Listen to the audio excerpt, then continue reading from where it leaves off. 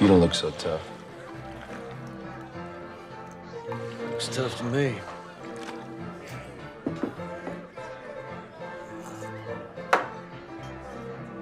Not to me. Watch this. Hey, Hex! What happened to your face?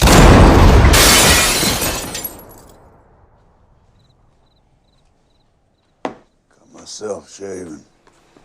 What happened to yours? In regards to Hex, so you know pretty early on in the process, and I know Building 38 North thought this movie was a train wreck. They were openly discussing how this director got on the film, feeling like it was a friend of somebody and he was just put in there, and Must have been. that's kind of what their angle was. Like, that's the only explanation they could Well, come look, up with. But everyone's what- worried about this movie at that stage of production, correct? Yes. Go, you were going to say something. Go ahead. Well, with the article that started this conversation from comicbook.com leads us to believe that Jeff Robinoff was the one who brought Jimmy Hayward on. And I don't know if that's exactly true. If it is, if it was a Jeff Robinoff thing and Jeff stood behind him, that would explain why Greg Silverman wasn't reporting the bad news about Jimmy during production. And it would really lay at Jeff's feet the whole disaster that was this movie. Absolutely. And I got to tell you, Josh Brolin took a huge interest in this thing too. Like, he was there for all the meetings and stuff like that. And he was there during post-production, and he was there for the screenings, and he would openly talk about the elements of the movie. Because you got a sense, talking to Josh, that he was a really good storyteller himself. And perhaps if Josh was a little bit older, maybe he would have been a great director for this movie. Maybe if somebody has the balls and the money to do a sequel, they should get Josh to produce and direct as well. Yeah, I'm sure would love to have that lunch. But I think makes sense now that you say that if Robinoff, who was the Warshawski's agent, by the way, not at the time. No, not at the time, but he was an agent and he was a handler of talent. Yeah. And he brings in this director and they go to town. That makes sense that he wasn't getting the report that, hey, that's the only explanation in my mind. And Jimmy Hayward, I heard, actually was begging for this job, absolutely begging for the job. But it's like, why didn't he perform better? Why didn't he show up sober if he was begging for the job? There's so many things that don't make complete sense to me. And of course, I wasn't giving it my full attention because I was busy, and I wasn't required to.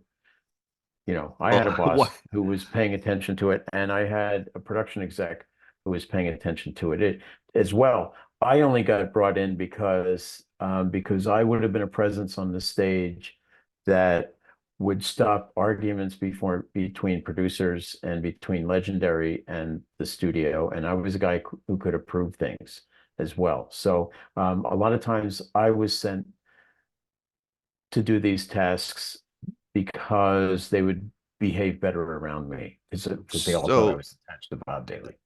Makes sense. That makes sense. Unfortunately, they don't do better because they're professionals. They do better because they fear your name, and I have an issue with that. But so circling back, that makes perfect sense to me that this director, because obviously Robinoff signs off on it, and this guy did not have a track record going into it that would make you think, wow, great choice. In fact, we know that there were two directors on it that were really good. Yeah, they certainly would have brought something completely different to it. I don't know what. And I wondered when I saw them on cohesive storytelling, for one. Well, no, but I remember when they were doing Crank 2, when we were watching them, and they were actually handling camera as well. They weren't the DPs, but they were camera operators, and they were doing their inline skating. I wondered how they would do that on a dirt Western street. I wondered that in my head, how they were going to do that. But I was amazed at their process, absolutely amazed at the process. And I'm disappointed that they left for whatever reason they left. And I'm disappointed that I never ever then did get that chance to work with them. I'd like to hear their side of it. I'd like to hear about their departure because it Wouldn't makes me that be think, great? Call them. yeah, yeah, I should. I should call them because they certainly had the skill set to at least deliver a fun movie, right? They're gone. A new guy with no real track record to speak of is put in their place. The head of the studio who okays that decision is not given the complete picture about this guy's condition.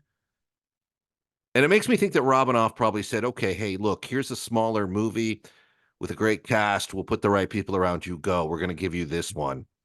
And And they were the right people, because Andrew right. Lazar There's some good people and on it. Akiva Goldsman and John Jasny and Bill Fay, they were the right people. They are A-list people. I mean, they really are. And you had a really good star at the time who knew the score, in Josh Yeah. Brolin.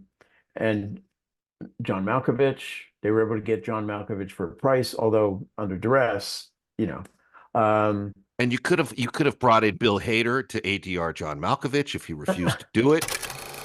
I can be John Malkovich. I'm sorry? Hello, my name is John Malkovich.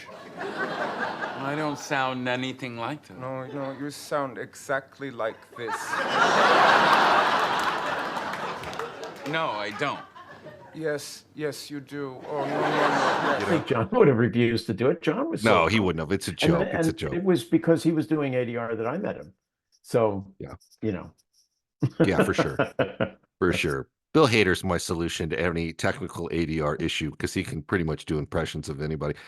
But you're right. There's a whole arsenal of people that'll jump in at a moment's notice to ADR a star who refuses to do it. It's sad, though, that this seemed like I'm not even a comic book guy. We've already covered that. I didn't see my first comic until 9, and I blame my surfboards for that. But I hear this idea, and I think that would probably work as a movie in 2010. That sounds like something with the trends and with the right people. That sounds like boom. So this is all very sad to talk about. Yeah. Well, I saw the comic book. Not the original, but we were given comic books. And I don't remember if it was our story or not, but we got they look like DC Comics.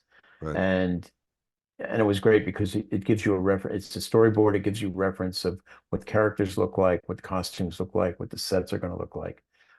Hello. My name is Rico Ross. I'm an actor who you may recognize from movies like James Cameron's Aliens, Brian De Palma's Mission Impossible, or even A Husband for Christmas with Vivica Fox. I'm here to talk about NMOSD. That's NMOSD. Now, MNOSD, it can paralyze you. It can blind you. It can even kill you in a matter of minutes. But we're this close to finding a cure.